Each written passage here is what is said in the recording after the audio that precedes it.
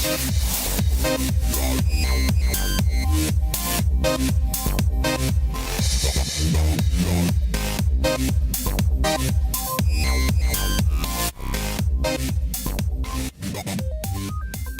and gentlemen, what is going on? My name is djanonzt, and we're back with WWE Champions. And today, we're here to talk about legendary straps and skill plates.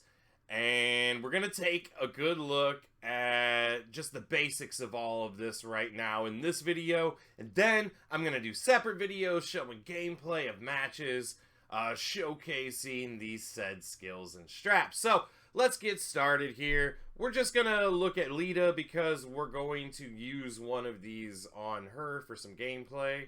And so I just figured this would be a good place to start. So the first thing we're going to do, we're going to go into strap. And we're going to see we have a legendary strap here. And we're going to go ahead and we're going to reinforce it. So we have to, the first thing you have to know about skill plates is, it can only be equipped to a legendary strap, and on the legendary strap, it has to have 5 slots unlocked, okay? You have to have all 5 slots unlocked because the skill plate's going to go in the 5th slot only. So we're going to take a look at the cost here. Again, the second spot, like always, 1,500. Okay? The next slot's going to be 3,000, so that's 4,500 strap parts already. Then 12,000 for that last one. So that's 16,500 strap parts. And then 24,000. So it's 40,500 strap parts to fully unlock a legendary strap. But now, we've got all 5 slots ready to go. So let's go ahead and equip the strap. So we click on equip. Now Lita has said strap equipped. Nope. Okay, so now we got that. You can see up here on top of the little podium here, we've got a skill plate. So we can go ahead and start taking a look in here. We got the basic plate Escape Artist. During each submission turn, this superstar has a 33% chance to automatically break 30 submission gems. 30 submission gems. So take characters like Edge, Trickster, Andre, Trickster, people that chuck a lot of submission gems out onto the board. You could swipe a gem, any gem on the board, one time and potentially break completely out of the submission and leave them with nothing back on the board from their submission. So these, while that might seem pretty basic to you at first, like this could be a game changer and it could completely turn the tide of a match. Like, or Andre, Showboat Andre. You could break out of that guy's 10-turn sub on the first turn or something. Whew, you could really beat the brakes off of him then. We also have another basic plate, Chaotic Blast. Increase critical gem chance by 10%. And then you get a 100% chance to create one random blast gem when the superstar lands a critical hit on a gem match. So, anytime during the match, I'm sure you guys have seen it by now, where it'll say crit up there when you land a gem match or something. If you get a critical hit and you have this equipped, you're going to get a random blast gem drop on the board for you. So if you're using people that choose blast gems to destroy, this could be just another buff to that person. Like, I don't know if you're using like Roman Powerhouse or Vince McMahon or just people that make random power gems anyways, you could just be adding more to it on this. Or take somebody like Rusev who can't train himself, you could add this to him, you get some extra blast gems on the board, then maybe his little blast gem move would be way more effective. So just some food for thought. And we're very early in this. I'm sure after some time and some trial and error of people just looking over everybody in the game and seeing, we're going to find some good uses for these things eventually. And this is just the beginning. Oh, and we got one more too. We got the basic plate Head Games. Increase critical gem chance by 20%, and then creates 10 random botch gems when this superstar lands a critical hit. Makes 10 random botch gems whenever you land a critical hit. Guys, that's huge, because there's a couple things you can think about that. One, if you have a superstar and you have to use a botch gem trainer on that superstar to make more botch gems, maybe now you don't. Maybe you could use that trainer slot for something else, and you can use this and play a little RNG game and hope that you get that. Or I'm going to have a neat little video to show you guys. Take somebody like Trickster Andre, who has a move that turns random botch gems into crossbreak gems. But here's the kicker. You don't have to wait to do a sub and leave the botch gems on the board or have another move. So you can use other moves that have nothing to do with botch gems. And then when you land this, then you can hit that move and turn those into crossbreak gems. So he's got a really nasty set if you have this plate equipped to him. And we're definitely going to go over all of that. Let's go with a little bit of FAQ, I guess.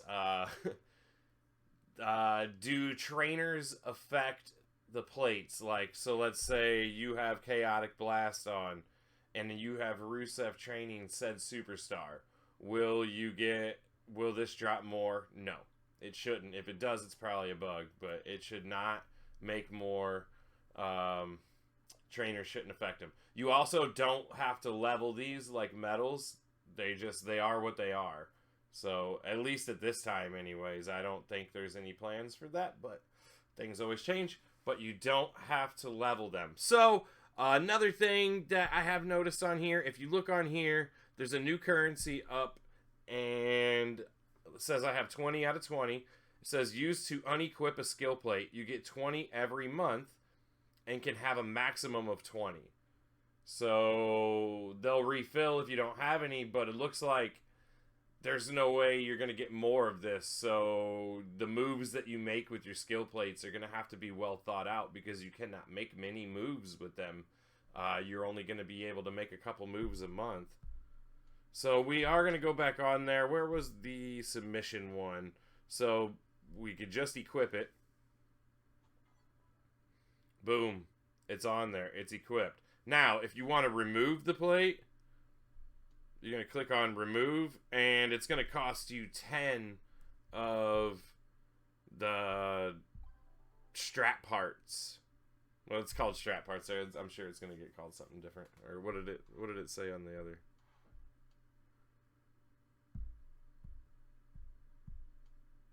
Yeah, that's strap parts. I don't know. Maybe there was no name for it. They can't both be called strap parts. They're just different strap parts. But yeah, it costs 10 of those. So potentially, I mean, I guess if you had 20 out of 20 on the first of the month and you used 10 of them midway through the month, you would have accrued 10 more. You could do 2 there. Then maybe if you really squeeze it into the 30 days, you might be able to do 4 moves on them in 1 month. But that's absolute maximum in the best possible situation. So you're going to have to really think these out. When you put it on somebody, you're going to need to be pretty sure that that's where it's always going to be. The only reason I kind of see moving these is maybe, say I have this equipped on Lita, and what I do know is eventually there's going to be more of these that come out. These are just the ones that are rolling out right away. So as time goes on, there's going to be new ones that come out. So maybe I have this equipped to Lita, and eventually there's a new skill plate that comes out that's way better suited to what Lita's going to do. Then you could just go ahead and switch it off then.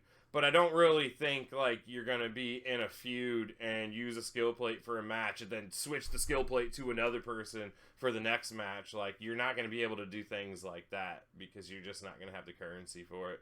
So like I said, you might have one skill plate that you share, because at the beginning of it, maybe you get 2 legendary straps and you only have 1 skill plate. Maybe you will cycle it, you know, for some reason back and forth between your 2 top guys or something once a month or so for different things you're doing. I don't know. Maybe you have a showdown person and then you have a feud person. Maybe you'll split it back and forth between those a little bit, but looks like you're going to have to really, really think about that when you're doing it. So I don't know. There's not a whole lot much more to these, I guess, right up front, other than the fact that remember how much that's going to cost so many strap parts, guys. But what I do know is we're still in the early stages of these currencies, and every currency that we've ever gotten in the game, when it first comes out, it's super hard to get, and as time goes on, it gets a little easier and a little easier, and you'll come by it more, and you'll forget you ever had a problem getting it. So I would imagine with that logic, at some point, strap parts are going to be easier to come by. There was just a contest last month that had it in the milestones, had a bunch of it in the milestones. I was able to unlock a couple epic straps with that. So I would think in the future you're going to see it more in milestones. It's not going to be easy to obtain them, I'm sure, but I'm sure you'll start seeing a little bit more. But for now, keep farming them in those expeditions. I guess it's not farming in expeditions, whatever. Just keep collecting them and selling them from your expeditions the best you can. One tip I've been actually telling people recently on that is, if you actually look at the cost between like a common strap and an uncommon strap from the swag stock store, it costs $2,500 to buy an uncommon, and it costs $1,200 to buy a common. But if you sell 2 commons, you get the exact same amount as you get from selling 1 uncommon. So the better value in all of that is to buy all of the common straps and sell more of those, because you save yourself a little bit of faction coin at the end of the day. So if you had a choice, and all that you had enough faction coin left for was to buy 2 commons or 1 uncommon, what I'm saying is buy the 2 commons, because you get the same amount and you save yourself 100 coins, and those are going to be precious, as they always have been. So with that said, guys, be on the lookout. I am going to have some videos showcasing the gameplay of these in action, and stay tuned for that. So if you haven't already subscribed to the channel, man, like this video. It helps me out a ton.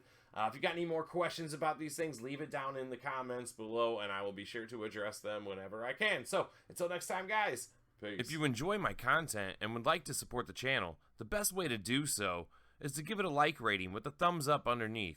And hey, consider subscribing to stay up to date with the latest content.